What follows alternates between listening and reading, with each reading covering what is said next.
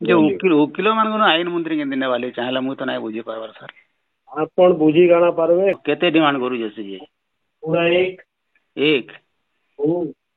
ବାକିଟା ବାକିଟା ଆପଣଙ୍କର ସେନ ପ୍ରୋସେସିଂ ରେ ହଁ ଯିବା ମାନେ ଅଫିସିଆଲ ପ୍ରୋସେସିଂ ଇଏ ସିଏ ହୁଁ ସେକ୍ରେଟାରୀ ଫେକ୍ରେଟାରୀ ଲେଭେଲରେ ଯିବା ଆଉ ପାର୍ଟି ଫଣ୍ଡିଂ ଲାଗି ରଖମା ସବୁ ଜାଗା କିସ କାଣା ବୁଝିଲେ?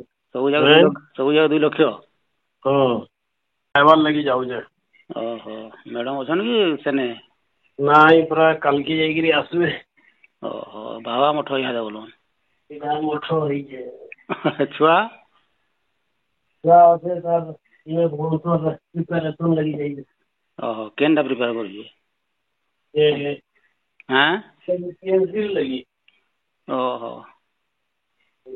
କରବା ବୋଇଲେ କାଁ କରମା ସାର୍ ସେଟା? କାଣା କରମା ହେଟା ପରା ହଉଥିଲି ପରଦିନ ଯେ ହଁ ଏ ଲ ମିନିଷ୍ଟର ଡିମାଣ୍ଡ କରୁଛେ। ହଁ କେତେ ଡିମାଣ୍ଡ କରୁଛେ ସେ ଯେ?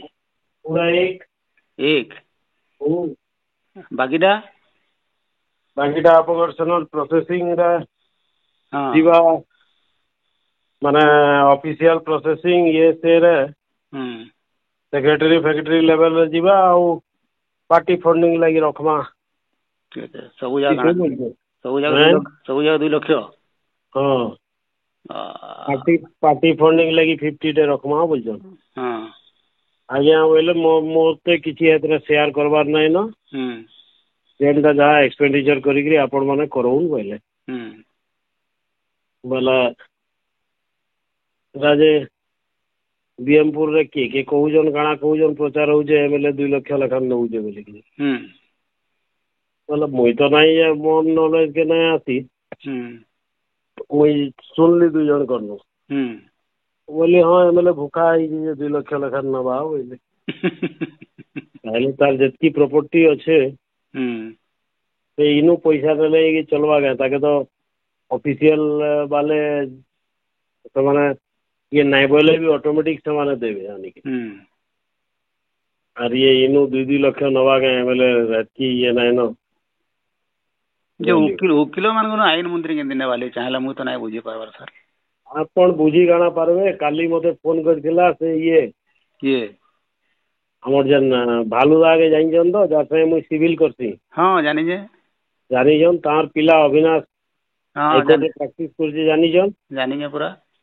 ସେ ପେଣ୍ଡିଂ କାଉନସିଲ ଲାଗି ହୁଁ ତାର ଲାଗି ଲବି କରି ଆସିଥିଲେ 3 ଜଣ ଯେନ୍ ଦିନ ଆଜ୍ଞା ଗଲେ ଭୁବନେଶ୍ୱର ତାର ଆଗ ଦିନ ହୁଁ ସେ 3 ଜଣ ହେଲେ ଆପଣଙ୍କର ଗୋଟେ ହେଲେ ଜ୍ୟୋତି ପଟ୍ଟନାୟକ କଲେକ୍ଟୋରିଏଟରେ ଥିଲେ ରିଟାୟାର୍ଡ କଲେ ନ ହୁଁ ଗୋଟେ ହେଲେ ବୈକୁଣ୍ଠ ଶତପଥୀ ଚାଷୀ ନେତା ହୁଁ ଆଉ ଗୋଟେ ଭାଲୁଦାର ପାଖେ ଜୁନିୟର ଅଛନ୍ ହୁଁ ବୋଲେ ଆଜ୍ଞାଙ୍କ ସାଙ୍ଗେ କଥା ହେଲେ ଆଜ୍ଞା ତାପରେ ଆମେ ବାହାରେ ଥିଲୁ ଯେ ମତେ ଡକାଲେ ହୁଁ ବୋଲେ ସତ୍ୟ ଆଜ୍ଞାଙ୍କ ସାଙ୍ଗେ କଥା ହଉନ୍ ଯେନ୍ଟା ହବା ଆଜ୍ଞା ରେଡି କରିଦେବେ ମତେ ମୁଁ ଖାଲି ଦସ୍ତଖତ ମାରବି ବୋଇଲେ ସେ ଗୋଟେ ରେଫରେନ୍ସଟେ ଦରକାର ହଁ ହଁ ବୋଲେ କାଲି ଏଟା ଅବିନାଶ ସାଙ୍ଗେ କଥା ହଉଥିଲି ହୁଁ ସେ ବୋଇଲା କାକା ଲ ମିନିଷ୍ଟର ନିକେ ଗଲି ମୁଇଁ ଯେ 3 ଲକ୍ଷ ଟଙ୍କା ଡିମାଣ୍ଡ କଲା ହୁଁ ଆର୍ ତମ ଆଜ୍ଞାଙ୍କନୁ ରେଫରେନ୍ସ ଟେ କରେଇ ଦିଅ କେତେ କାଣା ନେବେ ମତେ କହ ବୋଇଲା ମୁଁ କହିଲି ମୁଁ ତ ଏ ବାବଦରେ କଥା ହେଇ ନାଇଁ ପାରେ ଆଜ୍ଞା ତ ପଇସା ଆଡଭୋକେଟ ମାନଙ୍କନୁ ନେବେ କାଁ ବୋଇଲି ହୁଁ ତ ଏ ବାବଦରେ କଥା ହେଇ ନାଇଁ ପାରେ ବୋଇଲି ହୁଁ ନାଇଁ ତମେ ଟିକେ ଆଜ୍ଞାଙ୍କୁ କହ ତ ମୋର ଆଜ୍ଞା କିଛି ନେଲେ ନଉନ ପଛେ ଆର୍ ରେଫରେନ୍ସ ଟେ କରେଇ ଦଉନ୍ ହୁଁ ଲ ମିନିଷ୍ଟର 3 ଲକ୍ଷ ଡିମାଣ୍ଡ କଲା ମୁଁ ପଲେଇ କାକା ମୁଁ ପଲେଇ ଆଇଛେ ସେନୁ ବୋଇଲା ହୁଁ ତ ଆପଣ ବୋଲବେ ବୁଝି ନାଇଁ ପାରବାର ବୋଇଲେ ଯଦି ହାଇକୋର୍ଟରେ ହୁଁ ଜଣେ ଷ୍ଟାଣ୍ଡିଂ କାଉନସିଲ ଲାଗି ହୁଁ ଯଦି 3 ଲକ୍ଷ ଟଙ୍କା ଲ ମିନିଷ୍ଟର ଡିମାଣ୍ଡ କରୁଛେ ବୋଲି ତାର ମୁହଁରେ ସେ କହିଛି ହୁଁ ହେଲା ହୁଁ ଆର୍ ଇ କୋର୍ଟ ମାନକେ ଲକ୍ଷେ ଡିମାଣ୍ଡ କଲା ଯେ ହେଟା ଆର୍ ବୁଝି ନାଇଁ ପାରବାର କାଣା ବୋଲବେ ହେଟା କଥା ନୁହେଁ ଯେ ଆଜ୍ଞା ହୁଁ ଓକିଲ ମାନଙ୍କର ନେଲାଟା ଟିକେ କଡା ହଉଛି ଟିକେ ଅଲଗା କାମ ନେବାଟା ସେଟା ଅଲଗା ଆରେ ଜିନିଷ ହେ ଅଭିଳାଷ ଓକିଲ ନୁହେଁ କେଁ ଆଁ ଅଭିଳାଷ ଓକିଲ ନୁହେଁ କେଁ ବୁଝିଲି ଯେ ହଁ ଆମର ତ ଜାଣିବାରେ ସାର୍ ବିଜେଡି ବାଲେ କେହି ନାଇଁ ଦେଉଥାଇ ଟଙ୍କା ଟୁକି ହେଲେ କେମିତି ଜାଣିବେ ଆଜ୍ଞା କାଣା ହଉଥିଲା କାଣା ଯେ ଆମେ ତ ସ୍ଥିତିରେ ଢୁକି ନାହିଁ। ହୁଁ ଏବେ ମନେକର ହୁଁ ଆମର ପିଲାମାନେ ଯଦି ବାହାରେ ପ୍ରଚାର କରିବେ ତ ବିଜେଡି ବାଲେ ଜାଣିବେ, ହୁଁ ପ୍ରଚାର ନାଇଁ କଲେ ବିଜେଡି ବାଲେ ବି ନାଇଁ ଜାନ।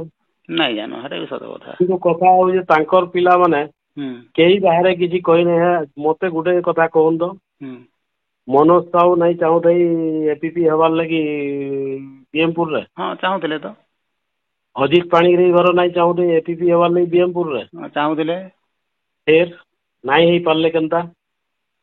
ନାଇଁ ପାରେ ମଧୁ ଆଚାର୍ଯ୍ୟ ଲମ୍ବା ହାତ ଥିଲା।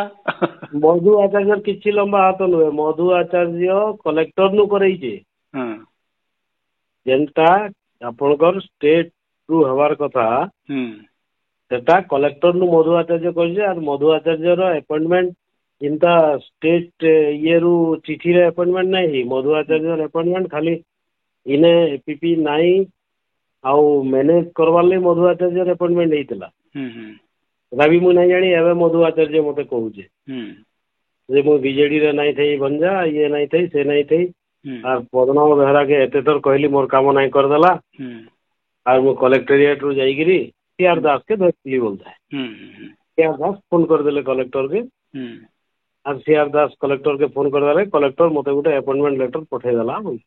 ହୁଁ ହୁଁ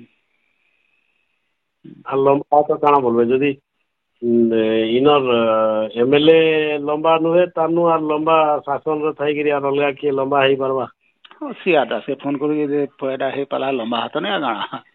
ଲମ୍ବା ହାତ କେମିତି বলবে ଯଦି ଏମଏଲଏ ଚାହିଁଥିତା ହୁଁ କି କେନ୍ ୱେରେ ହେଇଛେ ଆମେ ବି ନାଇଁ ଜାଣି।